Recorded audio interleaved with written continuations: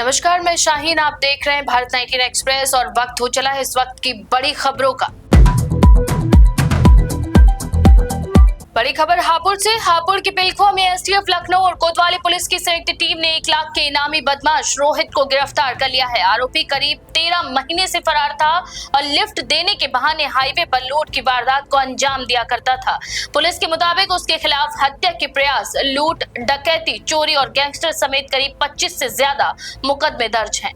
देखिए, पिछले वर्ष एक बड़ी सनसनीखेज लूट हुई थी हाईवे पर, जिसमें एक व्यक्ति जो कि अपने कंपनी से कर्मचारियों का पैसा और अपना कुछ पैसा लेके जा रहा था। रास्ते में उसको एक इको कार में बैठा लिया था और उसके बाद में उसको जहाँ उतरना था रास्ते में वहाँ ले जाकर दूसरी जगह ले गए और उससे एटीएम के माध्यम से कुछ पैसे निकलवाए, कई जगह घुमाते रहे और उसके पास जो पैसा था कुल मिला के 73,000 रुपये उससे लूट लिए थे कुछ लोगों ने। इसमें सभी मुलजिम 4 मुलजिम गिरफ्तार हो चुके थे। एक व्यक्ति रोहित पुत्र विजयपाल, जो कि लगातार पुलिस को चकमा दे रहा था, उसके ऊपर 1 लाख रुपए का इनाम घोषित किया गया था एडीजी जोन मोदी साहब के द्वारा। उसको पुलिस ने गिरफ्तार करने में, पिलखुआ पुलिस और एसटीएफ की संयुक्त कार्रवाई में उसको गिरफ्तार करने में पुलिस ने सफलता प्राप्त करी है। तो क्या क्या बरामदगी इससे की है? जैसा कि मैंने आपको बताया कि ये घटना काफी पुरानी है। इससे बरामदगी पहले पूर्व में और लोगों से जो और इसमें इसके सहयुक्त थे उनसे हो चुकी है। इससे बरामदगी नहीं हुई है, लेकिन इसके ऊपर 1 लाख रुपए का इनाम घोषित था। इस प्रकार से 1 लाख रुपए के इनामी अभियुक्त को थाना पिलखुआ की पुलिस ने एक बहुत ही प्रशंसनीय कार्य करते हुए गिरफ्तार किया है। सर, जैसे इस अपराध में 73,000 की घटना हुई, इससे पहले और भी मुकदमे दर्ज है 200 थानों में, क्या वहाँ भी कोई पुरस्कार घोषित हुआ था? देखिए, जोन है तो ये इसके ज्यादातर मुकदमे बुलंदशहर, हापुड़ और आसपास के जनपदों के हैं। ये सभी बुलंदशहर के ही हैं। तो इसके ऊपर जो है इनाम जोन स्तर का ही इनाम था, तो वो सभी जगह का इनाम था। जिसके ऊपर पीछे हमारी क्रिमिनल हिस्ट्री में देखिए 31 मुकदमे और सभी लूट, डकैती, इसी तरह के मुकदमे हैं। प्रॉपर्टी संबंधी ऑफेंस है, कुछ इसमें शरीर संबंधी ऑफेंस भी है। उसका विवरण आपको प्रेस नोट पर दिया गया है। आरोपी सर हापुड़ में ये घूम रहा था, किसी घटना को अंजाम देने की फिराक में था? हाँ, इससे पूछताछ में कुछ इम्पोर्टेंट बातें जानकारी में आई है। कुछ और घटना करने का ये प्रयास करने वाले थे ये, और इसके साथ ही जिनको इसकी गिरफ्तारी से एवर्ट कर दिया गया, रोक दिया गया। घटनाएं अब नहीं वो जो है हो पाएंगी, तो पुलिस की सजगता से इस प्रकार की घटनाओं को प्रिवेंट भी किया गया है। आरोपी को गिरफ्तार करने के लिए कितनी टीमों का गठित किया गया? आरोपी को गिरफ्तार करने के लिए, जैसे मैंने आपको बताया, एसटीएफ की टीम भी लगी हुई थी और हमारे थाने से भी 4 टीमें लगी हुई थी। लगातार पिछले कई महीनों से इसकी तलाश में थी और आज वो सफलता प्राप्त हुई है। इसकी गिरफ्तारी कहाँ से हुई? इसकी गिरफ्तारी पिलखुआ क्षेत्र में ही हाईवे से गिरफ्तारी है इसकी। कैसे कुछ जानकारी मिली, कोई लिंक पिलखुआ में इस तरह करना? हाँ, कुछ इम्पोर्टेंट सूचनाएं मिली है हमको, जिसको कि हम अपने इंटेलिजेंस के रूप में प्रयोग करेंगे। वहीं हापुड़ के गढ़ रोड स्थित देवनंदिनी अस्पताल में एसी में शॉर्ट सर्किट के कारण भीषण आग लग गई, जिससे अस्पताल में अफरा तफरी मच गई है। दमकल और पुलिस की टीम ने आईसीयू समेत पूरे अस्पताल को खाली कर सभी मरीजों को सुरक्षित बाहर निकाल लिया है। कड़ी मशक्कत के बाद आग पर काबू पा लिया गया और इस हादसे में किसी के हताहत होने की सूचना नहीं है। देवनंदिनी हॉस्पिटल है, यहाँ पर आज एक कमरे में एसी में ब्लास्ट होने की वजह से आग लगी। तत्काल इसकी सूचना मिली, पूरे हॉस्पिटल में धुआं फैल गया था और अफरा तफरी का माहौल था। जैसे सूचना मिली वैसे ही हम लोगों ने यहाँ पे 2-3 थानों की फोर्स और हमारे जो फायर यूनिट है उसकी यहाँ पर हम लोगों ने तत्काल प्रबंध किया है। 3 गाड़ियाँ हमारी यहाँ पर आ गई हैं। आग कंट्रोल में है और सभी मरीजों को वहाँ बाहर निकाल लिया गया है। सभी मरीज स्वस्थ हैं और आग पे भी कंट्रोल है। हमारी फायर की टीमें लगातार काम कर रही हैं और इसके जो हीट को जो है, धुआं जो भरा हुआ पूरे हॉस्पिटल में, उसको बाहर निकाला जा रहा है और उसकी जो फर्स्ट फ्लोर का जो हीट है उसको पानी से उसको डाउन किया जा रहा है। हताहत की खबर नहीं, कोई भी हताहत नहीं, कोई भी किसी मरीज को समय रहते ही सबको हम लोगों ने सुरक्षित बाहर निकाला है। बड़ी खबर अयोध्या से। अयोध्या में जय Siya Ram group of welfare society की ओर से हम है सुपरस्टार टैलेंट हंट और जेएसआर अवध प्रीमियर लीग का भव्य शुभारंभ किया गया। कार्यक्रम में मुख्य अतिथि संजय तिवारी समेत कई गणमान्य लोग मौजूद रहे।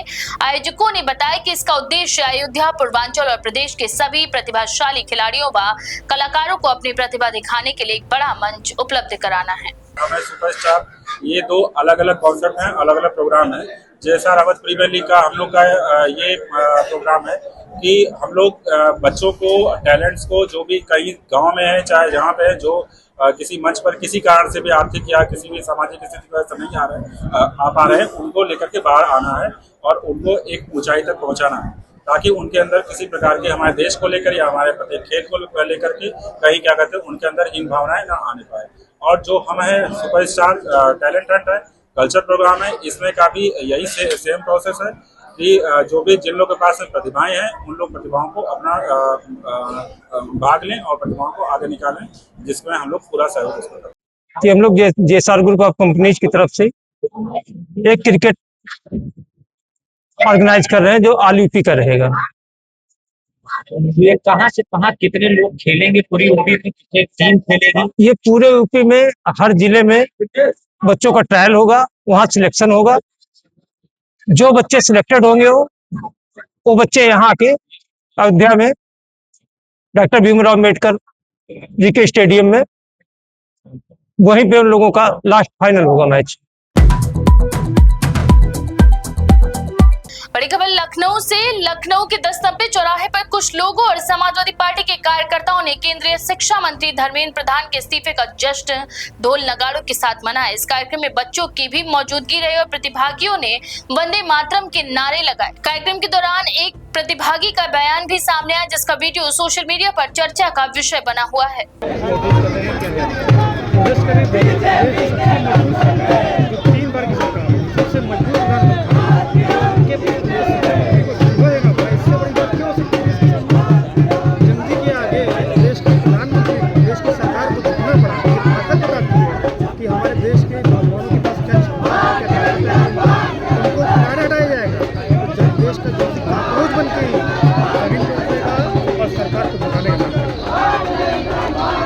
क्या नाम है आपका? काव्या सिंह। आप यहाँ पे 10 नंबर चौराहे पे धरने के लिए आए हैं, बड़ा आप खुशी हैं और धर्मेंद्र प्रधान जी ने इस्तीफा दिया, इस पर क्या कहना है आपका? हम ये कहना चाहते हैं कि आप वहाँ पे बैठ के हमारे साथ कुछ बुरा नहीं कर सकते। अगर आप हमें दबाना चाहते हैं तो आपको गलत लगता है। हम किसी से नहीं दबना चाहेंगे क्योंकि हमें हमारे राइट्स पूरी तरीके से चाहिए। हम ये नहीं सोचेंगे कि oh wow you have a very great position and we are afraid to fight from you, but that's not the case here because we are Gen Zs and we are not ready to step back. You need to come to the back. So yeah. अच्छा, जो नए शिक्षा मंत्री आए हैं हमारे प्रहलाद जोशी जी, इनमें क्या कहना है आपका? इनको लेकर क्या ये बड़ा एक्शन कुछ देने वाले हैं या आप लोग के लिए कुछ नई खुशियाँ लाने चाह रहे हैं? इनके लिए क्या कहना है कुछ आपको? खैर मुझे ये नहीं लगता है कि वो ऐसा कुछ कर पाएंगे because again then but I would like to say कि उन्हें करना चाहिए because now nobody is going to sit behind, everybody is going to fight for their rights because we have seen what we have done, what the people at Jantar Mantar have done. So I don't think so, and then I think he will do good things because he is in a great pressure right now. So I think he should do good things for the students, at least for the students, because we are the next generation, we are the future for India, and then we are going to develop India. If we are there fighting for our rights, we are getting beaten. That's not the case that should have been happened here, and this is not what should have been happened.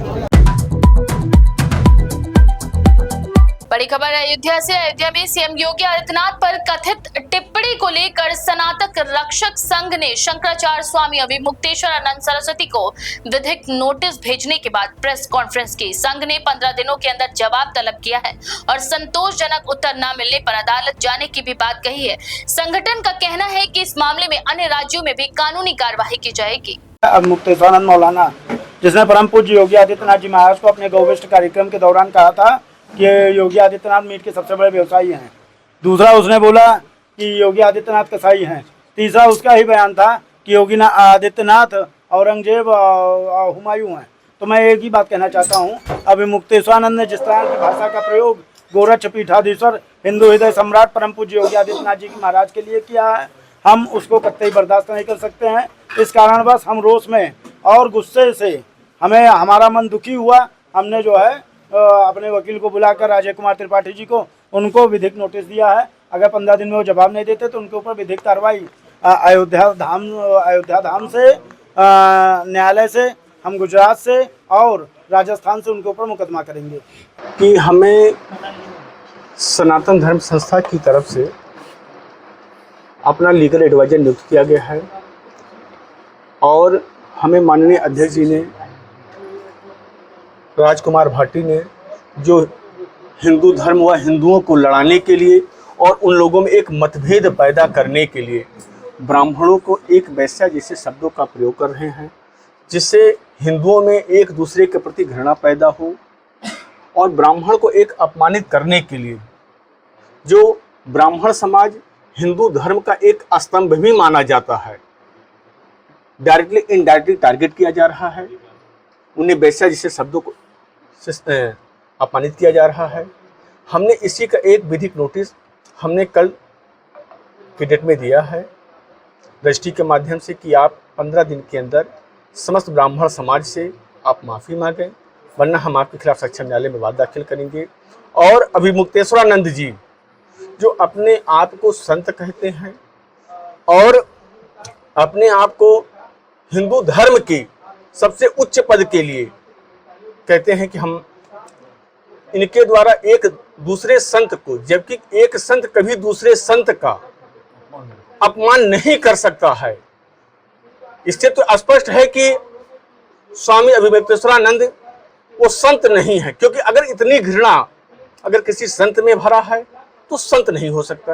आप ये कह रहे हैं कि योगी जी जो एक संत हैं वो एक मांस के व्यापारी हैं और हर मांस में उनका 50% शेयर है, जिसका वीडियो हम लोगों को हमारे माननीय अध्यक्ष जी के द्वारा हमें प्राप्त हुआ है।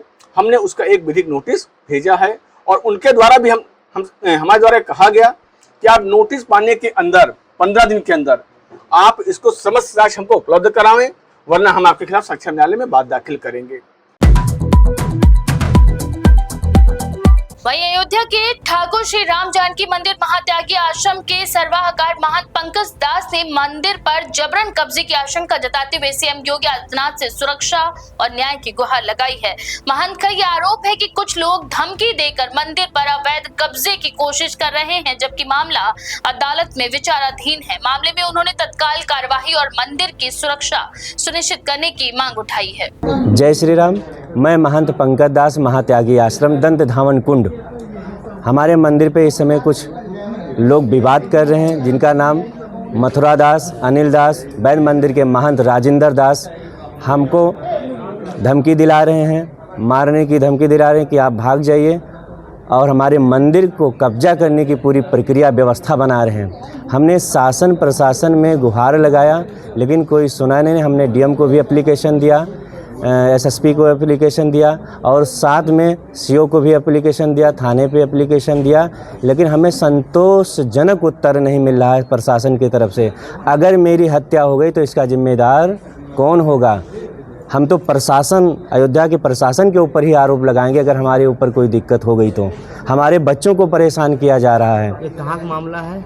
ये दंत धावन कुंड महात्यागी आश्रम राम जानकी मंदिर, जो कि न्यायालय में विचाराधीन है। हमें यहाँ तक संतोष है कि जो न्यायालय से आदेश आएगा उस पर हमें संतोष है, लेकिन कुछ लोग ज़बरदस्ती अभी से ही उसको कब्जा करना चाहते हैं। वहाँ उस मंदिर की व्यवस्था को क्षतिग्रस्त करना चाहते हैं। अनिल दास हैं, मथुरा दास हैं और वैद मंदिर के महंत राजेंद्र दास जी हैं।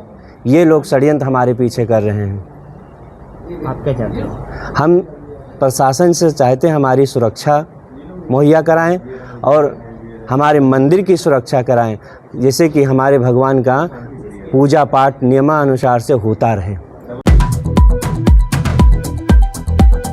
अयोध्या के सर्किट हाउस में कारगिल विजय दिवस के अवसर पर अखिल भारतीय पूर्व सैनिक सेवा परिषद की ओर से सम्मान समारोह आयोजित किया गया। इस कार्यक्रम में भूतपूर्व सैनिकों और वीरांगनाओं को अंग वस्त्र भेंट कर सम्मानित किया गया। मुख्य अतिथि महापौर महंत गिरीश पति त्रिपाठी ने भारतीय सेना के शौर्य और बलिदान को नमन करते हुए कारगिल शहीदों को श्रद्धांजलि अर्पित की। सेना के शौर्य और पराक्रम की अद्भुत जो दास्तान 26 जुलाई 1999 की कारगिल विजय की है, आज उसकी स्मृति में यहाँ पर पूर्व सैनिकों को सम्मानित किया जा रहा है। हमारे पूर्व सैनिक परिषद के श्री प्रकाश पाठक जी और अन्य जिम्मेदार पदाधिकारियों के नेतृत्व में यहाँ पर ऐसे बहुत से हमारे महानगर के और ही नहीं जनपद के बहुत से ऐसे पूर्व सैनिक आए हुए हैं, जिनको हम लोग सम्मानित होकर करके खुद भी सम्मानित और गौरवान्वित अनुभव कर रहे हैं।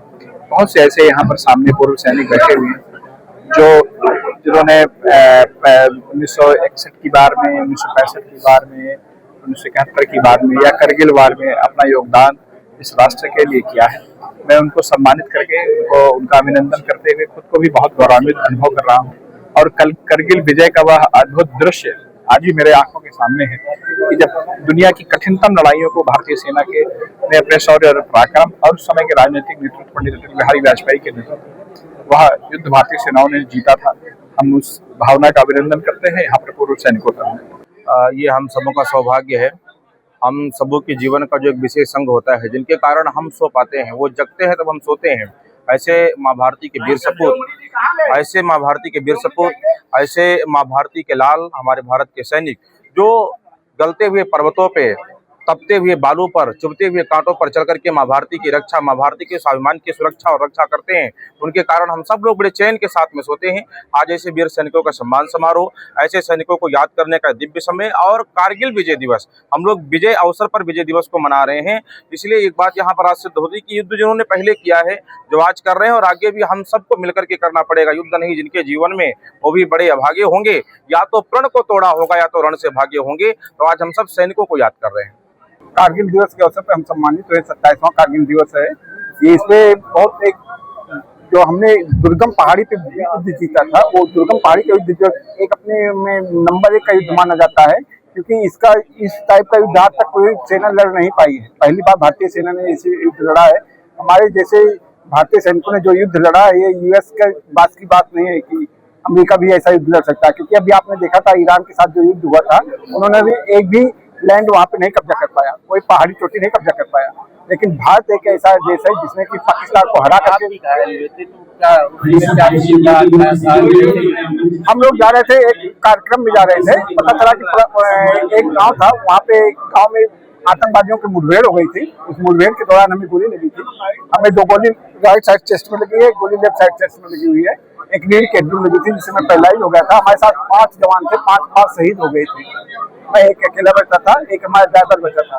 क्या नाम आपका? राकेश नायक, राकेश कुमार सिंह।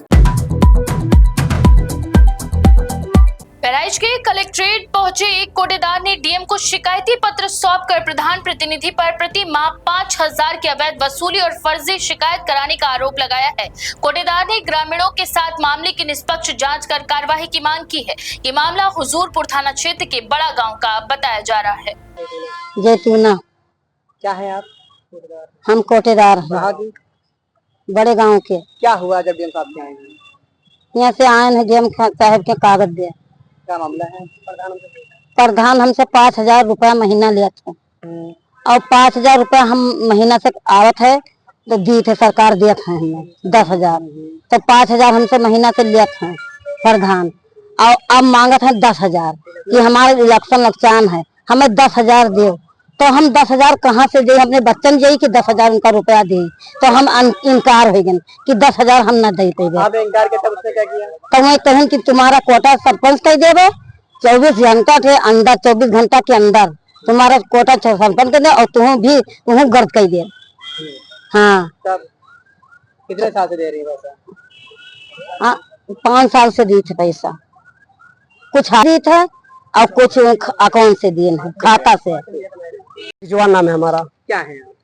हम जो है जैतूना कोटेदार का लड़का है, जो ग्राम पंचायत बड़ा गांव की कोटेदार है हमारी माता जी। आज डीएम साहब के कार्यालय पर आए थे, जो ग्राम बड़ा गांव के प्रधान राम सिंह चौहान हैं, जो वहां का ग्राम पंचायत बड़ा गांव का प्रधान है। वो जो है हर महीने में हमारे माता जी से 5,000 रुपया ऑनलाइन और नगद लेते थे। हर महीने में 5,000 गल्ला बांटने वितरण करने में, कि गल्ला बांटा तो 5,000 रुपया हमका महीना दो तब कोटा चलावे देवे, वरना जनता को भड़का के शिकायत कराएंगे। तो हर महीने में हमारे माता जी और हम मिलके 5,000 रुपया उनके फोन पे डालते थे, और कुछ पैसा जो है अपने भौजाई के अकाउंट पे डलवाए हैं। और उनका नाम है, क्या नाम है उनका, कामनी देवी, उनके अकाउंट पे डलवाए हैं पैसा। अब जो है इस महीने में हमने जब 5,000 रुपया 11 जुलाई को डाला हूँ अपने अकाउंट से, फिर उन्होंने बोले कि हमको घर पर बुलाएं, बोले कि अब हमको जो है हर महीने का 10,000 चाहिए, इलेक्शन नजदीक आ रहा है, इलेक्शन हमारे सर पे है। हमने उनको देने से इनकार किया, तो हमारा कोटा जो है कुछ पब्लिक को भड़का कर 10-15 लोग को अटैच करा रहे हैं, सस्पेंड करा रहे हैं हमारी दुकान को। तो डीएम साहब हम चाहते हैं कि कोट जो है जनता हमारे साथ में है और गल्ला सही तरीके से बांटा जाता है तो कोटा हमारे पास रहे। बड़ी खबर उन्नाव से है। उन्नाव में उद्घाटन के महज 12 दिन बाद ग्रीनफील्ड एलिवेटेड एक्सप्रेसवे का एक हिस्सा बारिश के दौरान धंस गया, जिसका वीडियो सोशल मीडिया पर वायरल हो रहा है। कुरारी क्षेत्र के पास 5 से 7 मीटर सड़क क्षतिग्रस्त होने के बाद निर्माण गुणवत्ता पर कई सवाल उठने लगे हैं। इस मामले को लेकर स्थानीय लोगों और विपक्ष ने जांच कर जिम्मेदारों पर कार्रवाई की मांग उठाई है। आज हम लखनऊ कानपुर एलिवेटेड एक्सप्रेसवे पर सफर कर रहे थे। आज जैसे ही मैं कुरारी के पास पहुंचा कानपुर से लखनऊ की तरफ, तो मैंने देखा कि किस तरह से योगी सरकार का बाबा का भ्रष्टाचार, किस तरह से सड़क एक ही बरसात में पूरी तरह से उखड़ गई है। इस एक्सप्रेसवे का उद्घाटन करने के लिए भारत सरकार के सड़क एवं परिवहन मंत्री नितिन गडकरी जी आए थे, रक्षा मंत्री राजनाथ सिंह जी आए थे। लोगों ने इतने बड़े बड़े दावे किए कि सड़क बहुत बढ़िया सड़क बन गई है, बहुत बढ़िया सड़क बन गई है। इस तरह की सड़क का टूटना किसी बड़ी घटना को दावत दे रहा है। एक्सप्रेसवे का इस तरह से टूटना बहुत बड़ी घटना का संकेत है। ये उन्नाव के कोरारी के पास इस तरह से पूरी सड़क बैठ गई है और ये सड़क पूरी तरह डैमेज हो गई है। ये योगी सरकार का भ्रष्टाचार है। योगी सरकार बड़े बड़े दावे करती है कि हमारे यहाँ भ्रष्टाचार नहीं होता, लेकिन ये खुलेआम भ्रष्टाचार दिख रहा। किस तरह से दिखाइए जरा, ये किस तरह से जो है पूरी तरह से डैमेज हो चुका है एक्सप्रेसवे, ये चलने लायक नहीं है।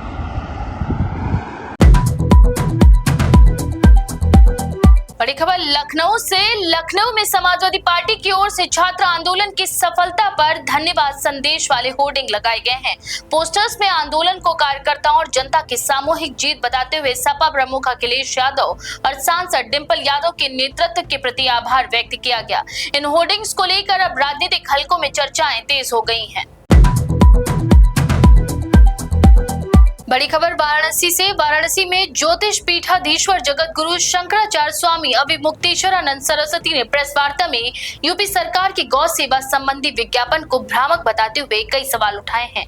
उन्होंने गौ संरक्षण को लेकर सरकार की नीति, नियत और जमीनी स्थिति पर सवाल खड़े किए तथा सरकार से 6 बिंदुओं पर जवाब मांगा है। सरकार की ओर से इस पर आधिकारिक प्रतिक्रिया का इंतजार है। 26 जुलाई अखबारों इसमें बहुत सारे ऐसे तथ्य निरूपित किए गए हैं जो वास्तव में तथ्य नहीं है। जनता को भ्रम में डालने के लिए विज्ञापन किया गया। साथ ही साथ जिस तरह से हमारी सभा में गौ माता की रक्षा के लिए संकल्प वाली सभा में लोगों को ना आने देने के लिए घर घर में लोगों को पुलिस अरेस्ट किया गया, उसके बारे में भी आप सबके माध्यम से जनता को आपको बताना था कि उत्तर प्रदेश की सरकार लोगों को घरों में पुलिस अरेस्ट करके और नकली विज्ञापन, झूठा विज्ञापन छपवा करके गौ रक्षा करने का दिखावा कर रही है, जो कि सही नहीं है। वहीं दूसरी ओर वाराणसी के सर्किट हाउस में हिंदू युवा वाहिनी का शपथ ग्रहण समारोह आयोजित किया गया, जिसमें संगठन के नए पदाधिकारी को जिम्मेदारियों की शपथ दिलाई गई। कार्यक्रम में भास्कर तिवारी रानू को वाराणसी मंडल प्रभारी और समर बहादुर सिंह को जिला अध्यक्ष नियुक्त किया गया। राष्ट्रीय अध्यक्ष विक्रम सिंह राठौर समेत संगठन के कई वरिष्ठ पदाधिकारी मौजूद रहे और समाज सेवा, राष्ट्र हित व सनातन संस्कृति के संरक्षण के लिए कार्य करने का आह्वान किया। वो आज हिंदू युवा वाहिनी का कारगिल विजय दिवस पे भी क्या कुछ और आयोजन है यहाँ पे? कारगिल विजय दिवस से अभी हम शहीदों को श्रद्धांजलि देंगे जिन्होंने हमारे देश को सुरक्षित रखा है। हम घरों में सोते हैं और वो सरहद पर हमारी रक्षा करते हैं। कारगिल विजय दिवस का पूरे देश को पहले मैं शुभकामनाएं देना चाहूँगा कि आज का वो दिन है जिस दिन हमें हमारे वीर जवानों ने पाकिस्तान के विधर्मियों से बचाया था। और जो अभी दिल्ली में जंतर मंतर पे जो युवाओं को साथ, क्योंकि ये हिंदू युवा वाहिनी है और युवाएं वहाँ पे लाठी खाए हैं, और उस पर क्या कहेंगे आप? देखिए, युवाओं ने अपनी मांग रखी सरकार के सामने और अपनी मांगें मनवाई, तो ये देश के युवाओं की जीत है। बस सरकार को मेरा एक अनुरोध रहेगा कि जब ऐसी स्थिति आए तो हमारे युवाओं के साथ संवाद स्थापित किया जाए और उनकी मांगों को सुना जाए। तो ऐसी स्थिति दोबारा नहीं आएगी। नहीं, इतना लंबा वो अनशन पर बैठे उसके बाद भी सरकार ने पहल नहीं किया, 20 दिन बाद ये सब पहल किया, क्या कहेंगे? सरकार शायद शिक्षा मंत्री का इस्तीफा चाहती थी कि ना हो, चीज़ें सुलझ जाएं, लेकिन जब युवा नहीं माने तो प्रधानमंत्री जी उस दिन रात को 12 बजे आते हैं, युवाओं से संवाद करते हैं, उन्हें बताते हैं, उनसे कनेक्ट करते हैं और उनकी मांग मानते हुए शिक्षा मंत्री जी का इस्तीफा ले लेते हैं। तो ये देश हित में, राष्ट्र हित में धर्मेंद्र प्रधान जी का लिया गया अच्छा निर्णय है। सरकार बंधुओं को मैं सादर प्रणाम करता हूँ एवं काशी की धरती से मैं भास्कर तिवारी रानू मंडल प्रभारी नियुक्त किया गया हूँ हिंदू युवा वाहिनी का, माननीय राष्ट्रीय अध्यक्ष श्री विक्रम सिंह राठौर जी द्वारा। युवाओं के लिए क्या करेंगे आप? युवाओं के लिए देखिए, हमारा मूल जो सिद्धांत है हिंदुत्व का, उससे हम लेके आगे बढ़ेंगे। जो भी पुराने हमारे हिंदू भाई बहन रहे हैं, वो अगर किसी परेशानी में तो हम उनके साथ कंधे से कंधे मिलाकर खड़ा रहेंगे। कोई हमारे भाई जैसे कुछ लव जिहाद ऐसे चीज़ों में भटकते हैं, उन्हें हम वापस लेके आएंगे। और जो भी मतलब कि हमारे धर्म के विरुद्ध जो भी लोग हैं या खड़े होंगे, उनको हम दबाने का काम करेंगे। गौरक्षा जो गौ माता है उनको राष्ट्रीय घोषित करने के लिए लोगों ने कह रहे हैं, इस पर आप क्या कहेंगे? हम उसके लिए मोर्चा निकालें, हम अपनी पूरी शक्ति लगा देंगे उसके लिए। कि हमारे राष्ट्रीय अध्यक्ष जी का स्वयं बहुत बड़ा गौशाला है राजस्थान में, तो हम तो अपनी पूरी शक्ति लगा दें। हम तो शुरू से उनको माता मानते आए हैं कि हमारा जन्म ही हुआ है ब्राह्मण में, तो हम तो शुरू से उनको माता मानते आए हैं। प्रयास करेंगे कि माता का दर्जा जो होता है, गौ माता को अगर वो दर्जा मिल जाए तो हमारे लिए सबसे सौभाग्य की बात होगी। हमारा जो हिंदुत्व में, हिंदू युवा वाहिनी में आने का जो हमारा है वो सफल है। आप एक युवा हैं और दिल्ली जंतर मंतर में जो लाठीचार्ज हुई है उस पर आप क्या कहेंगे? देखिए, वो तो राष्ट्रीय स्तर का मामला है, हम तो अभी मंडल पे हैं, तो हमारा कुछ भी बोलना हमारे हिसाब से उचित नहीं होगा। काशी के युवाओं को क्या संदेश देना चाहिए? काशी के युवाओं को हम ये संदेश देना चाह रहे हैं कि जो भी हमारे भाई हिंदू युवा ने पहले जुड़े थे, अगर वो किसी कारणवश हमसे दूर हुए हैं तो एक बार हमसे संपर्क करें, नहीं तो हम खुद संपर्क करेंगे, गली गली जाएंगे। हम अपने संगठन को मजबूत करने की कोशिश करेंगे ताकि मंडल में एक अलग जो हमारा मैसेज है वो जाए कि जो हिंदू युवा वाहिनी है वो कभी किसी को अकेला नहीं छोड़ती, सबके सुख दुख में साथ खड़ी रहती है। वही काम करने का पूरा प्रयास करेंगे।